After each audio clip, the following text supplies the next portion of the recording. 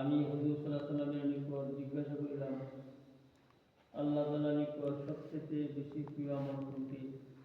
তিনি ইরশাদ করিলেন, নামাজ।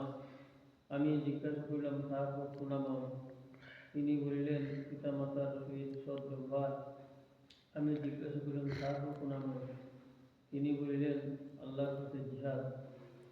মোল্লা আলী কারি রহমাতুল্লাহ বলেন, উক্ত হাদিসে উলামাদের এই কথা দলিল রহিয়াছে যে ঈমানের পর নামাজের স্থান হইল সর্বাগ্রে।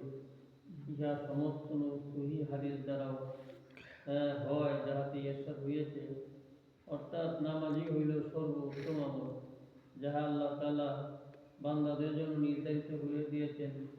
ইহা ছাড়া আরও অন্যান্য হাদিসেও অধিক পরিমাণে এবং বিস্তারিতভাবে এই কথা বলা হয়েছে যে তোমাদের আমল সময়ের মধ্যে নামাজই হইল সর্বোত্তম আমল।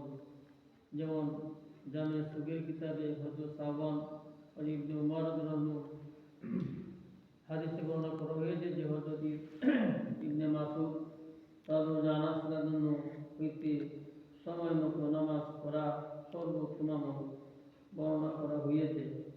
হযরত ইবনে উমর উম্মে ফারওয়ার হইতে আউয়াল ওয়াক্তে নামাজ পড়াকে সর্বোত্তম আমল বলা হয়েছে। সব হাদিসের উদ্দেশ্য ও মূল লক্ষ্য প্রায় একই।